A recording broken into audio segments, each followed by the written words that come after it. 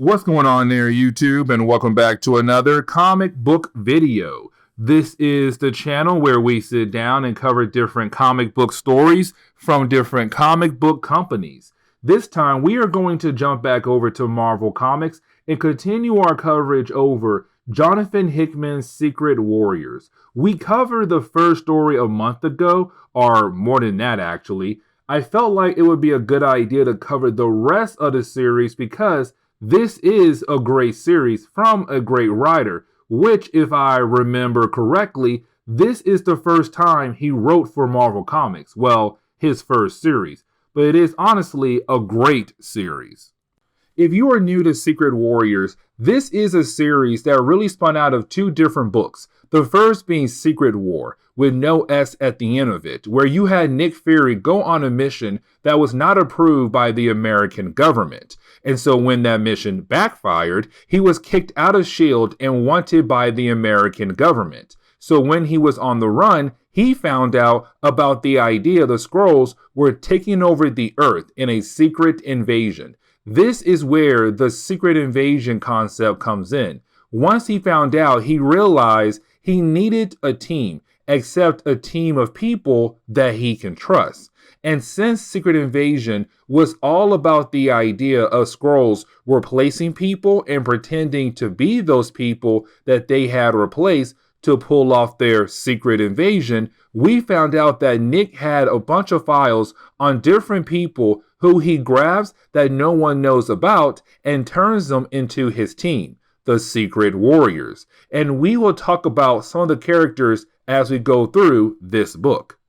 And so getting into today's storyline for today's video, we actually do pick up with the character known as Hellfire about to rob a bank. Yes, you heard that right. Hellfire is about to rob a bank. Now remember, Hellfire is part of the Secret Warriors, but on top of that, he is the grandson of the original Ghost Rider. Because a lot of folks don't realize this, when it comes to Ghost Riders, Johnny Blaze is not the first one. The first one is actually known as the Phantom Rider, but later on they called him a Ghost Rider.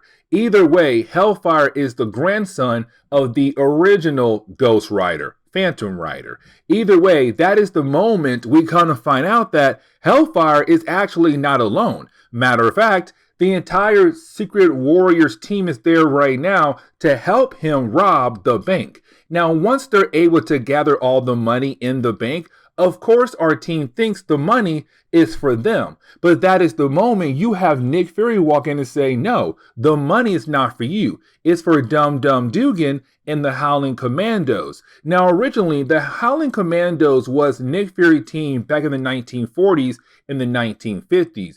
But at this point in Marvel Comics, the Howling Commandos is actually a private military group that people can hire for different things. Either way, they need money. They need funding. And so this is right now Nick saying, hey, all the money in this bank right now is going to them as a way to fund them. My team, you guys, we don't need money. So hurry up, get the money, and let's leave. Now, the other reason why they're robbing this bank is because this bank actually belongs to Hydra. Because we have to remember that when it came to our last video, we found out that S.H.I.E.L.D. was actually being controlled by Hydra this entire time up to this point in Marvel Comics, which honestly makes sense because if you think about it, S.H.I.E.L.D. could never actually stop Hydra. Hydra always got away. And the reason why? Because they were being controlled by Hydra.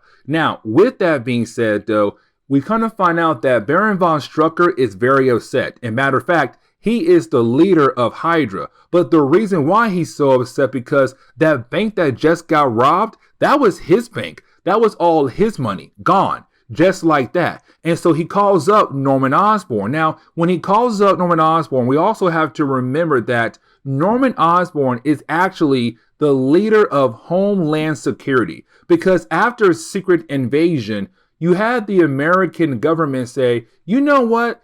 A good idea is this right here. Norman Osborn should be the person in charge of protecting America. And the reason why, because he killed off the Queen Skrull back in Secret Invasion. And so you had the American government say he's now in charge in protecting America. And so he got rid of S.H.I.E.L.D. He brought in Hammer to replace S.H.I.E.L.D., but he also formed the Dark Avengers. Now, this is Baron von Strucker coming to Norman saying, listen, I need you to go kill off Nick Fury. And matter of fact, you should want to kill off Nick Fury because he's been wanted by the American government even before you were in office, Norman.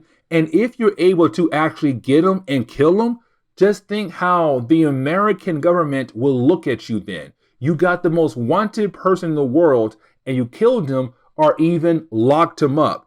You will be loved like no other. But at the same time, it's Norman saying, honestly, I don't care about Nick. But if I do grab Nick, you owe me one, Baron von Strucker. You owe me one big time. And so they have a deal. It's right now Norman Osborn trying to find Nick Fury, grab him, and hopefully kill him. Now, we also have to remember that when it comes to Norman Osborn, even though he did form the Dark Avengers, he's also still in charge of the Thunderbolts. It's just that this team right now is really more a bunch of C-list characters who's just right now working for him because, hey, we need a Thunderbolt book because the series was so popular at this point in Marvel Comics. Either way, we also see that he had called in Ares the God of War. Now, there is a very good reason why he's calling Ares God of War for, and we're going to find out very, very soon.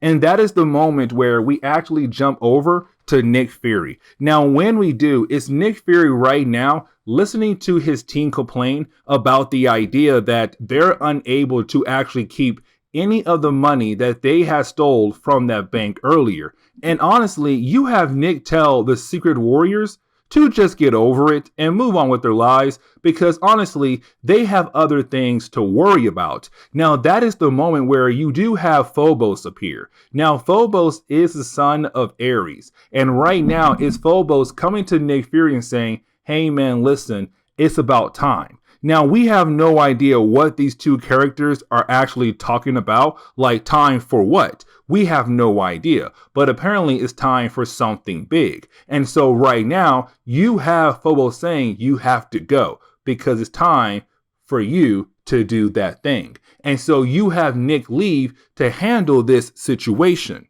But after Nick Fury leaves, later on that night, we actually do pick up with Hellfire and Phobos right now watching the monitors to make sure that if any kind of alert pops up, they have to go inform the rest of the team. Now, while the two characters are watching the monitors, that is the moment an alert does pop up. And you do have our two characters right now check to see what that alert is all about. And then come to find out the alert came from Black Widow. Now, this section right here, it ties into what's happening right now at this point in Marvel Comics over in the Thunderbolts book. Because at this same moment right now in Thunderbolts, you have Songbird fighting against the Thunderbolts. But of course, she got her butt kicked and Black Widow had to blow her cover to save Songbird. And they're trying to get away from the Thunderbolts who are right now trying to arrest Black Widow, but also arrest Songbird. And so right now, it's Black Widow sending help over to Nick Fury, saying, hey, Nick, I need your help right now. I'm on the run. The problem is, though, Nick is not here. Right now, you have Hellfire and Phobos answering the call. And so you have Phobos say, you know what? We don't need Nick. This is something we can actually handle. And so you do have Phobos and Hellfire say, let's go save the Black Widow and Songbird. Now, that is the moment where we actually do pick up with Nick Fury. Now, when we do pick up with Nick Fury right now, we actually do see him right now about to pay a visit to someone very important. And this right here is going to begin a new storyline that Jonathan Hickman is going to carry over to the rest of the entire series of Secret Warriors. But we kind of find out that right now you have Nick Fury meeting up with Jonathan Garrett. Now, Jonathan Garrett is actually an old character who appeared back in Elektra Assassin #2, and he was created by Frank Miller. But like I said, when it comes to this character right here and other things happening after this book right here, it's all going to tie together by Jonathan Hickman. But right now, it's Nick Fury calling in Jonathan Garrett for a special mission. Now, you can tell right off the bat that Jonathan Garrett is technically mostly a cyborg than human, because back in the Elektra storyline, he was badly injured, but he was found by S.H.I.E.L.D. and S.H.I.E.L.D. gave him cybernetic parts, and that's why he is a cyborg technically.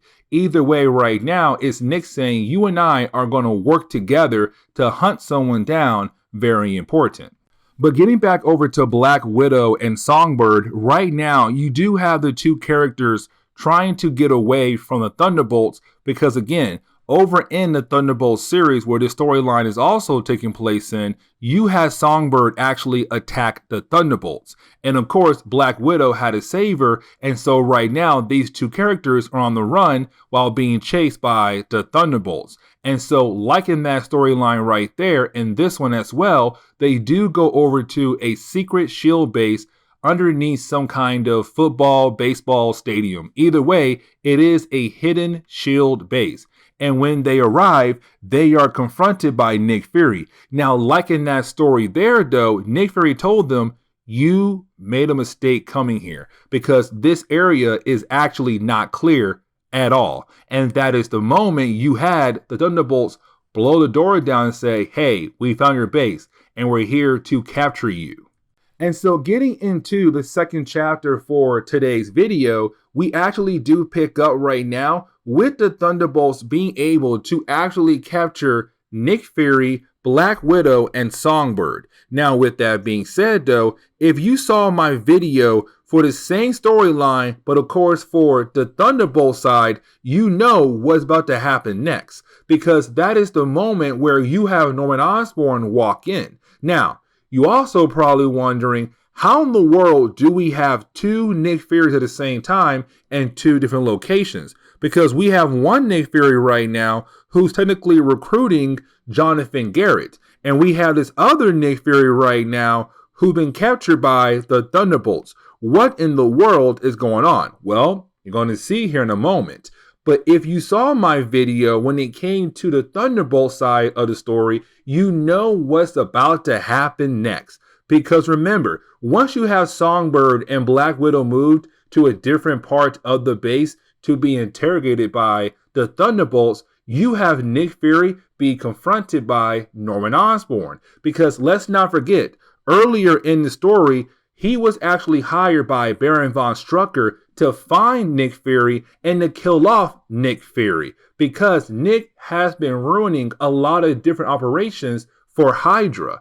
And of course, you know what comes next. You have Nick shoot Nick Fury right in the head. Now, that was huge over in the Thunderbolts book, but we come to find out that was never actually Nick Fury at all. And you're probably wondering, okay, did he use a life model decoy? Now, if you're new to Marvel Comics and you have no idea what life model decoys are, let me explain. So life model decoys are just robots that look so real that no one can tell it's actually a robot.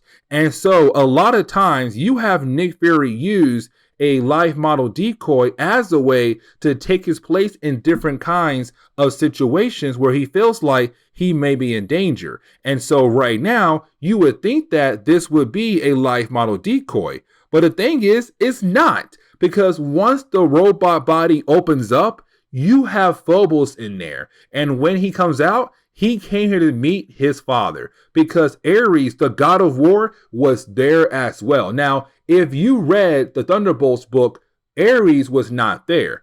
But if you read this book, Ares was actually there. And so this is Ares right now being confronted by his son to have a very important conversation. But then we jump over to the real Nick Fury and Jonathan Garrett. Now, when we do, of course, right now, they're having a meeting in the car. Now, when it comes to this meeting, is Jonathan trying to figure out why in the world did Nick Fury call him up for? Because they have not seen each other in a very long time. And when it comes to Jonathan, he knows if Nick calls you up, it has to be something very important, but it has to be hush hush.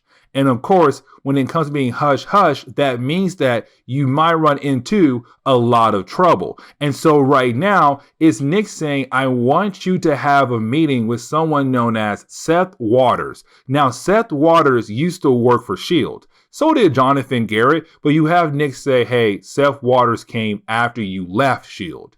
Either way, it's Nick saying, I believe that he's actually part of Hydra, because when I was attacking the Hydra base, I found his name, and he was a S.H.I.E.L.D. agent. Come to find out, this man the entire time was actually working for Hydra.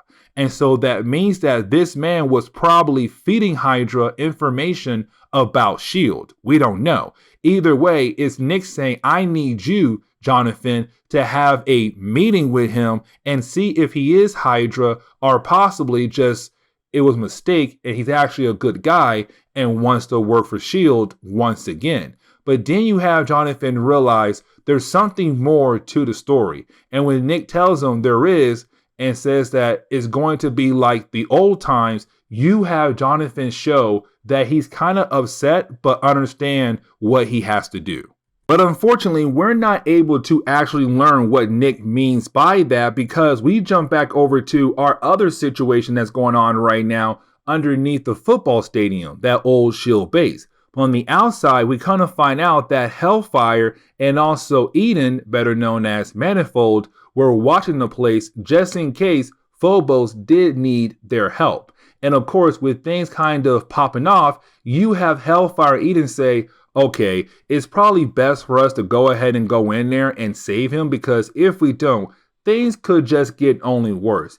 And honestly, I do not want to get yelled at by Nick Fury if something happens to the kid. So let's go inside and make sure the kid is actually okay. Now remember, when it comes to Manifold, and we've seen him a lot of times in our coverage over different things that Jonathan Hickman has done over the years in Marvel Comics, but he has the ability to actually teleport across the universe. Now, at this moment, it's not that powerful, but later on, it will become very powerful. But right now, you have Manifold and Hellfire say, let's get inside there and save the kid before he's killed off by Norman or possibly his father, Ares, the god of war. And so that is the moment where we actually do pick up with Eden and Hellfire being able to actually sneak up behind Ares, the god of war, Norman Osborn, and Hawkeye. Now, this is not really Hawkeye. This is actually Bullseye. And what I mean by that is when it came to the Dark Avengers, Norman gave every single bad guy on the team the ability to pretend to be someone else in Marvel Comics. So Bullseye was pretending to be Hawkeye. You had Venom pretending to be Spider-Man. And for Norman, he was Iron Man, or better known as Iron Patriot. Either way right now, you do have Eden and Hellfire being able to come up from behind on Ares, the god of war, Bullseye in a Hawkeye outfit, and Norman Osborn. And apparently, when it comes to Phobos, he knew all of this was going to happen because apparently he's able to see possible futures.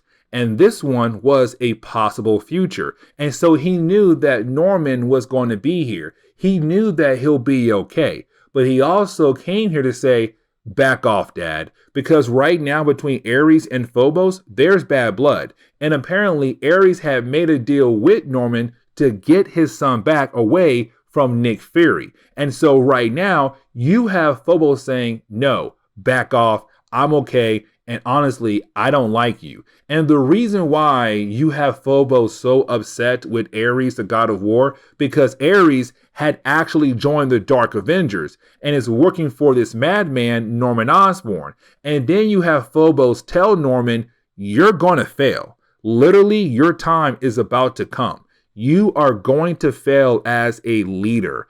All of this you build, Hammer, and being in charge of Homeland Security is going to go away very soon. And when it does, you're going to go insane. Meaning that you're going to turn back into the Green Goblin. Now, you do have Ares stop Hawkeye from killing anyone in the room because he liked the idea of what his son did. His son showed some kind of courage. And so he does tell Hawkeye and Norman, let them go, let them leave. And of course, they begin to leave the place. Hellfire, Phobos, and Eden. Now that right there upsets Norman a lot because he says, I don't care if he's your kid or not.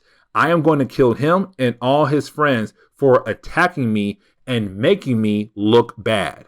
But then we pick up with the rest of the Secret Warriors back at their base. And right now we do see Daisy Johnson wanting to check up on Yo-Yo Rodriguez. Had a hard time saying that. Either way, though, remember, when it came to Yo-Yo in our last storyline, she actually got injured. And because she was injured, she lost both of her arms. And so they give her cybernetic arms to use temporarily. Now, of course, she has just woken up from her coma and she wants to go back into battle. Where you do have Daisy Johnson, the leader of the team, tell her, we are not going back into battle anytime soon. Matter of fact, you need to rest because what you just went through, losing both your arms, is not something so easy to move on from. Now, that is the moment you do have the alarms go off. And the reason why the alarms are going off, because that is the moment you do have the rest of the Secret Warriors find out that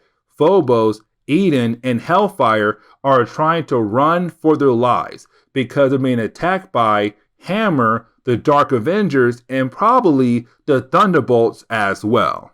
And so that is the moment where we actually do jump into the final chapter. Now, when we do, we actually pick up with Hellfire, Eden, and also Phobos trying to escape the S.H.I.E.L.D. base. Now, while they're trying to escape, you do have Hellfire ask Eden, hey man, listen, if you have the power to teleport, then why haven't you got us out of here yet with your ability? And of course, you have Eden say, when it comes to my ability to actually teleport, it comes down to math.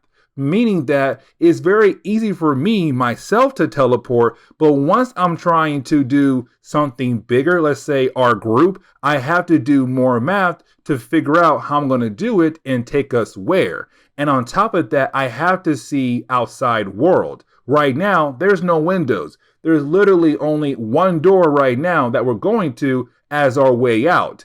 And when we get out there, I may be able to teleport, but again, it all comes down to math. I have to think about it and break it down to hopefully get us out of here. Now, down the road, that is going to change because he'll become very powerful down the road where he can just do it just like that. Either way, when they do get outside, that is the moment they're confronted by, of course, Norman Osborn, Ares, the god of war, and a whole bunch of Hammer agents who are right now here to technically fight against Phobos, Eden, and Hellfire. And so getting over to the rest of the Secret Warriors, we do see them right now technically watching the screen. And they're watching their friends in danger right now, which tells them, okay, we have to go help our team out right now because technically they're in danger. And so we have to get there, hold off Hammer long enough in Norman Osborn so that Eden will be able to actually think of some math equation where he'll be able to teleport all of us back here safely. But on top of that, you have our heroes find out that the S.H.I.E.L.D. base where Eden, Phobos, and Hellfire are at right now is set to explode in 5 minutes. Norman Osborn has set off the self-destruct button. And so in 5 minutes, that place is going to blow up. And so they have to move fast. And so that is the moment where we actually do pick up where a huge battle does happen between some members of the Dark Avengers, but also the Secret Warriors. They're fighting against one another. And as they fight against one another, you do technically have this countdown happening. And of course, this countdown is just 5 minutes long. And so the Secret Warriors have to keep fighting until Eden is able to actually figure out a math problem so that he'll be able to actually teleport everyone out of there safely before they are captured by Norman Osborn or possibly killed off by Norman Osborn. And so as this countdown is going on, we do see that Eden is able to actually figure out some kind of math problem. But on top of that, we do get some very interesting matchups in this huge battle between the two teams. Either way, as the countdown finally reaches 0, the Secret Warriors are actually able to escape, and so is Norman Osborn and his, well, not all of his agents, but at least some of his agents are able to escape before the building blows up. Now, it does seem like Ares, the god of war, was actually captured in the explosion and could possibly be dead. But getting back over to Jonathan Garrett right now, meeting up with Seth Waters, this right now seems like two people who work in two different departments when it comes to serving the city in some kind of way. Like, for example, giving the city energy or possibly water. It does seem like these two characters are just meeting up to talk about the idea that their two offices should be able to communicate better with one another. But in reality, it's really more of Jonathan trying to figure out if Seth is actually an Hydra agent. And of course, while their meeting is going on, you have Seth say, hey man, listen, let's cut the you-know-what. I know that you're not actually here to help me. You're here to see if I'm actually an Hydra agent. And yes, I am. But the thing is, you forgot, we're so powerful, I knew who you were as soon as you walked into my building. I know that you're ex-SHIELD, but I also know that you're working for Nick Fury. So go tell Nick Fury that if he tries to take down Hydra, it's not going to be that easy because Hydra is so powerful and I'm part of Hydra, which means that I'm also as powerful as they are. And so that was a warning for Jonathan to give over to Nick Fury. Now, for Seth Waters, he believes that Nick Fury is going to be somewhat scared to his boots or whatever. But of course, we know Nick Fury is not going to be scared that easily. Because as soon as you have Jonathan go back to Nick and you have Jonathan give Nick confirmation that, hey, listen, when it comes to Seth Waters, he is actually part of Hydra. So we should most likely take him down and use him as a way to take down Hydra. And of course, you have Nick agree to that idea right there. And so getting into the final chapter for today's video, we actually do pick up right now with the Secret Warriors right now just trying to recover from their last battle. Now, while they're trying to fix their wounds, that is the moment you do have some characters feel bad for Phobos, because it does seem like his father was actually trapped inside the explosion, which means that Ares, the god of war, could be dead. But then that is the moment you do have Phobos say, listen, my father is the god of war, and I know my father. He's not dead. There's no way he died that easily in that explosion, which means that he is actually alive. And with him being alive, that means right now, sooner or later, he'll come after me and us down the road. Either way, I should be ready to see my father again down the road because I know he's not dead. And of course, we do get this glimpse to see that Ares, the god of war, is not dead. He does rise out of debris to show us that he is okay. But with that being said, though, this is where we are going to end today's comic book video. So please leave me a like down below and subscribe. Also, if you have any suggestions on books I should read, well, please let me know in the comments below because you never know, your suggestion could be a future video down the road. But guys, I'll see y'all next time. Later.